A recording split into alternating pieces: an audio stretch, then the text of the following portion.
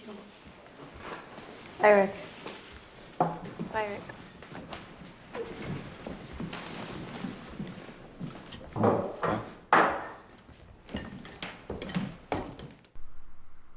This is Reverend Rick from 2018's The Miseducation of Cameron Post. He is not the main character, not even close, but he is my favorite character regardless, because of the quiet, unrealized suffering that he exhibits. To understand Rick's victimhood, I must first explain a few details of the plot.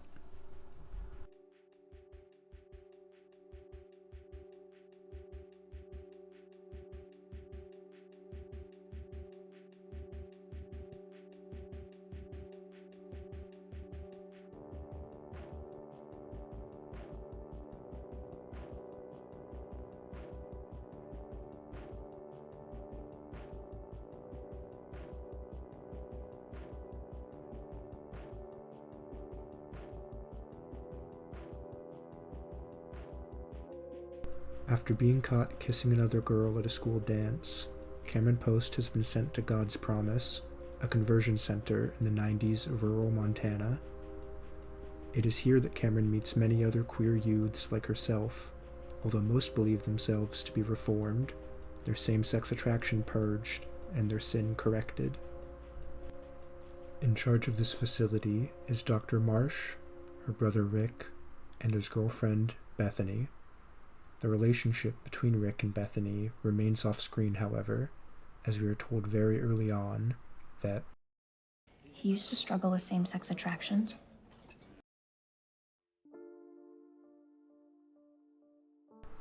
this one detail completely changes Rick, from a seemingly friendly antagonist to yet another victim of homophobia, close-minded dogma, and his very own sister, Dr. Marsh, just like Cameron and the other children. One of the core principles that Dr. Marsh preaches is clear lines between the masculine and the feminine. For example, she claims that one of the causes for Cameron being gay is her relationship to sports and competition, or that Adam, a two-spirited person, needs to cut his long hair due to the femininity associated with it. The end result of this doctrine is then shown in Rick, who clearly struggles to maintain a masculine image, like when he has to change the van's tire, a job typically deemed as masculine, which he then receives praise for completing, or in the film's final act after one of the children has an accident, as Rick calls it. Mark is another of the disciples who believes themselves to be fixed of his homosexuality and seemingly has made the most progress out of any of the other children. This all comes crashing down, however, when his father refuses to let him return home despite all of his progress, resulting in Mark having a breakdown during a group meeting. It is important to note that Mark's collapse is shown through physical exercise, yet another symbol of masculinity. After this event, Rick is rightly questioned by Cameron on how he could have let this happen. He has no answer for her and begins to cry. His facade finally slips and he can no longer be the masculine authority figure. Instead, it is Cameron who must console him. Like most of the children of God's Promise, Rick fully buys into this belief that homosexuality is a flaw that must or even can be fixed. The only characters who refuse this idea are Cameron, Adam, and the last of our main characters, Jane.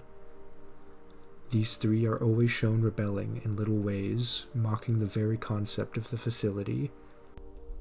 It is for this reason that after the incident with Mark, they escape. Finally, we are back to this scene. Our main trio plans to hike into the woods and leave God's Promise, but before they do, we are given this final interaction with Rick, which inspired me to write this in the first place.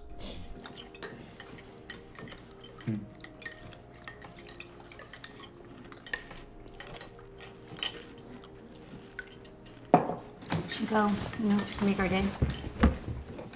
You guys are serious hikers. I'm impressed. Maybe next time I'll come. Yeah, definitely.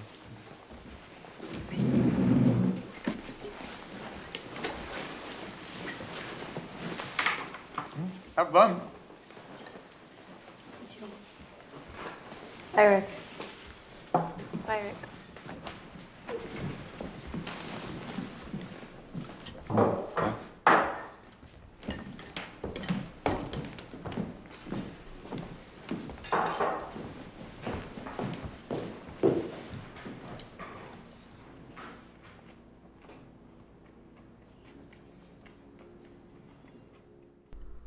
The scene ends with Rick alone at the table, looking off into space. With no one to present masculinity for, he is left dormant, empty, broken, and alone.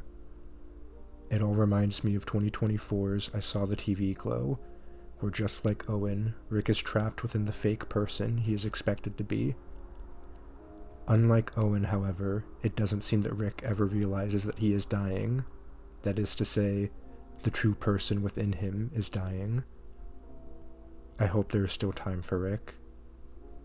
For the person deep within him begging to be set free. The pained person I can see in this scene. Maybe next time I'll come. Yeah, definitely. I want more than anything for him to do so.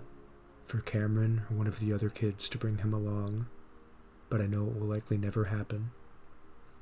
I know that the organized hatred of the world has brainwashed him into pretending to be someone he is not, its claws dug too deep for him to realize.